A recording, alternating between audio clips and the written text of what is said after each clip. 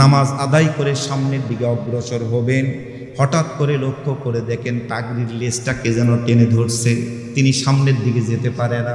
নবীজি পিছনে ঘাড় ঘুরে লক্ষ্য করে দেখে আর কেউ নয়, খাদিজার কোলের মধ্যে 4 বছরের কলিজার টুকরা মা ফাতেমাতুজ জোহরা রাদিয়াল্লাহু তাআলা আনহা পাগড়ির লেজটা টেনে ধরে বলতেছে, আব্বা গো, দুপুরে ঠিক সময় মতো না আসলে কিন্তু মায়ের হাতে খানাটা খাবো না।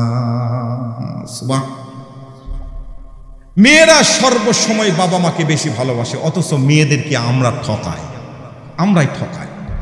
সব ভালো ভালো জমিগুলা ছেলেকে হজে যাওয়ার আগে লিখে দিয়েছে। নদীর কাছে যেই 10 শতক জমি আছে, এই 10 শতক মেয়ে আর জামাইকে ডাক দিয়ে বলতেছে, এই জমিটা তুমি নিয়ে তোমরা নিয়ে দুধে ভাতে খাইও মা। কত রকম সিটারের সিটার, সব ভালো ভালো জমিগুলা লিখে দিয়ে হজরে আসওয়াদ পাথরের মধ্যে চুমু খাওয়ার জন্য যাচ্ছে।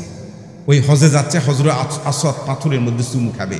হজরে আসওয়াদ পাথরের যদি 2টা হাত থাকতো, আমার মন বলছে যদি 2টা হাত থাকতো, ওই হাতটা এক হাতে চুলের ঝুঁটি ধরতো আর এক হাতে ঠাস ঠাস করে থাপ্পড় দিয়ে বলতো, তোর জমি আগে ভালো করে বন্টন করে দিয়ে আয়। কথা বলেন ঠিক? অথচ মেয়েদেরকে আমরা ঠকাই। সকালবেলা আপনি টেস্ট করে দেখবেন, পরীক্ষা করে দেখবেন, মেয়েরা আপনাকে বেশি ভালোবাসে।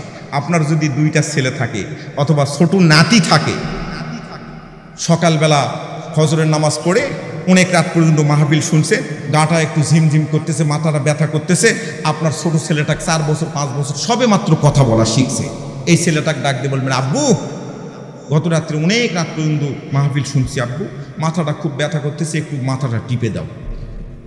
এই ছেলেটা আপনার কাছে এসে বলবে, 10 মিনিট টিপে দিব, 10 টাকা নিব। মানে আপনার সঙ্গে আগে চুক্তি করবে। কথা বলেন ঠিক কি না? আপনার সঙ্গে চুক্তি করবে, চুক্তিতে যদি আপনি দিতে চান তাহলে মাথা টিপবে।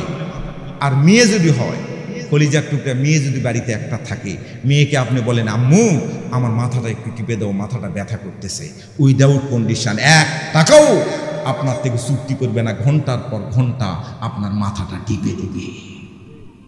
সুবহানাল্লাহ বলবেন না? আপনারা ঝিমিয়ে গেছেন, কথা বলতেছেন, হ্যাঁ নো কিছু তো বলবেন, আলহামদুলিল্লাহ বলেন।